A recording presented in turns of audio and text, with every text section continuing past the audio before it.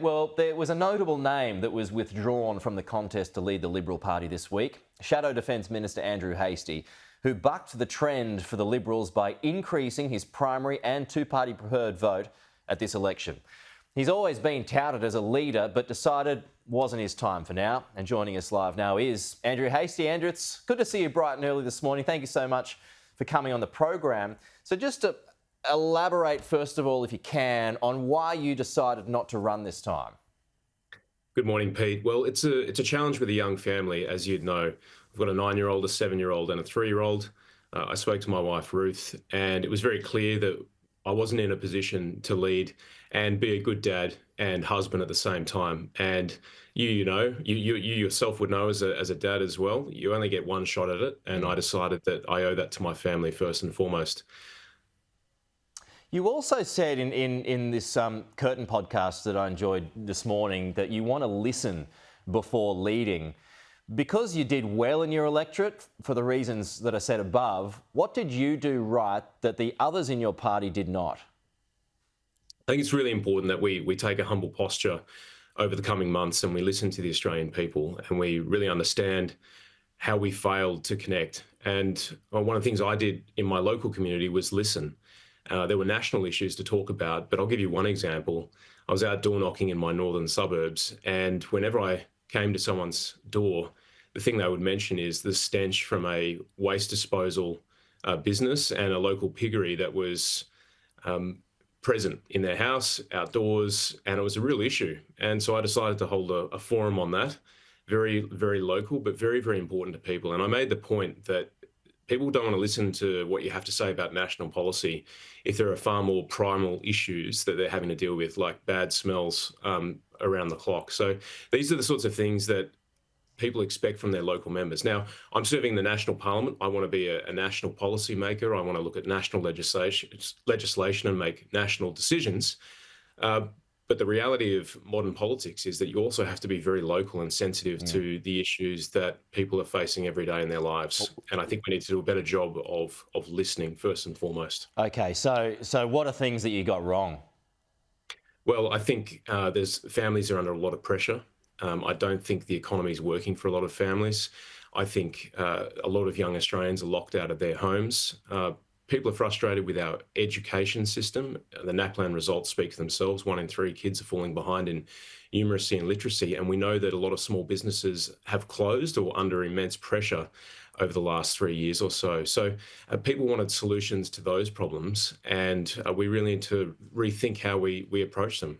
So, well, on that point, how do you rethink? How do you get back the female city voters, migrants as well?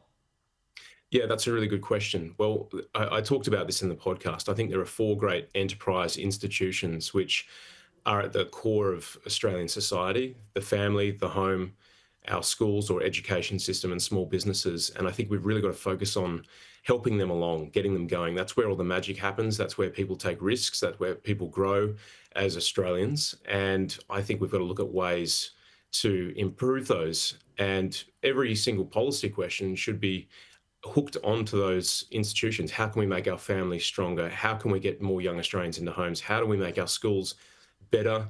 And how do we get our small businesses firing? These are the sorts of questions we need to be asking. Is Sussan Ley the right leader? Sussan Ley is the right leader. She's been elected by our party room and she has my support. And I also, I'm supporting Ted O'Brien, our deputy leader. They've got a big job ahead. And if we don't get our act together as a party, we're going to face an even more challenging election in 3 years' time. Will she last the full term? She will last the full term. She's been elected to get us to the next election, and we're supporting her in that endeavour. So there's some reporting that suggested that you want a different portfolio. Which one are you hoping for or eyeing off? Pete, I'm happy to serve wherever the leader asks me to serve. And look, there's no question that I'd like to serve in a portfolio that's significant, but that's up to the leader. And again, I'll see what happens coming forward. What are we talking there? Shadow Treasurer? Something. I mean, Shadow Defence is pretty significant. Look, it is significant, and it's a really important task in a dangerous world. There are strategic challenges that need to be dealt with. So again, this job is one where you serve at the pleasure of the leadership team. And so I'm saying to you today, I'm open-minded. I'm keen to get this Liberal Party moving again. I'm keen to get the coalition moving again. And leadership takes many forms, as I made clear on the podcast. I think we've got a real contest intellectually going forward, and I'd like to be a part of that in particular. Do you want to lead the party one day? I made clear in my podcast I have a desire to lead, but that was in the context of answering a question about why I didn't put my hand up. And Pete, I made it clear that my family is important. It's also difficult from Western Australia. There's a lot of commuting, of course.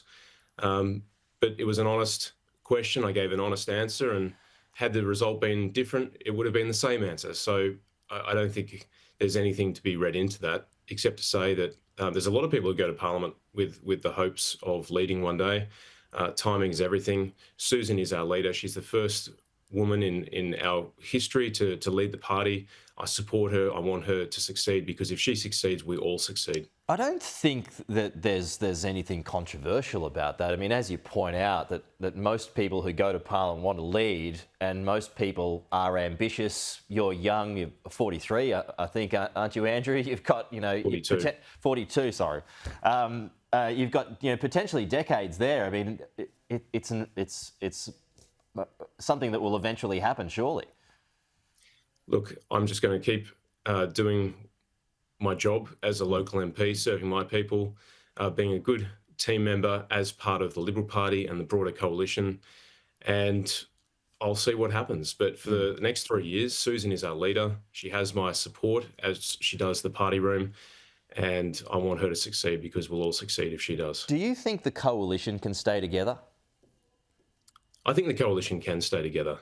Now, the coalition agreement's going to be hammered out by Sussan Ley and Ted O'Brien, and we'll wait to see what that looks like. But for those who are claiming some sort of breach, I think we'll work through whatever issues there are, and we'll come into the next Parliament, or when it's called in a month or two, a really strong coalition. Andrew, your defence policy was roundly criticised by having figures but no details during the campaign. Can you speak to that?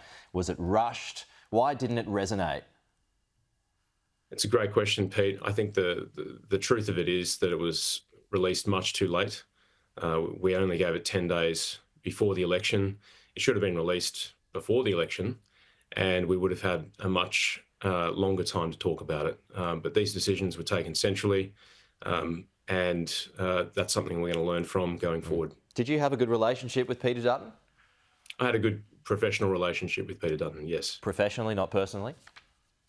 Well, you don't go into Parliament looking to be best friends with everyone, and he had a very busy job. I did what I had to do. He did his job, and there's a lot of things that we can learn from this campaign. Did you feel sidelined during the campaign? Because, I mean, that was commented on. Look, there were a number of issues in the campaign that made it very difficult for us to get out there. There was stuff about women in combat. And again, I didn't have a policy until 10 days before the election. So it's not a whole lot of reason to go out and talk about defence policy when you don't have one yourself. Sure. Can I just ask too, I mean, we're talking about migrants and how you get the migrant vote back, particularly from a huge Chinese vote now. You and I, we've spoken about this. You've spoken to many others about concerns about, the Chinese Communist Party and its obvious moves towards this part of the world. So how do you temper your language now or position your policies against China, which is obviously trying to intimidate this region, without isolating the Chinese vote here in Australia? That's a really good question, Pete. And I think the key is social cohesion. I think first and foremost, we've got to really work hard to demonstrate that we're for all Australians, that we do recognise that there are many people from different heritages and backgrounds in this country. And that doesn't mean that we pull our punches when we talk about strategic issues and some of the threats and challenges that we face. But it just means we've got to work extra hard to make sure that our communication is clear and that we are bringing everyone with us. And I don't have an answer exactly for that question, But I think we need to be more sophisticated and we need to be carefully calibrated whenever we step out in the public square so that we bring all Australians with us on these really, really important topics. All right. Andrew Hastie, really appreciate your honesty and for coming on the program bright and early this morning. So look forward to talking to you again soon. That's Andrew Hastie there, the Shadow Defence Minister, coming to us live bright and early from the West today.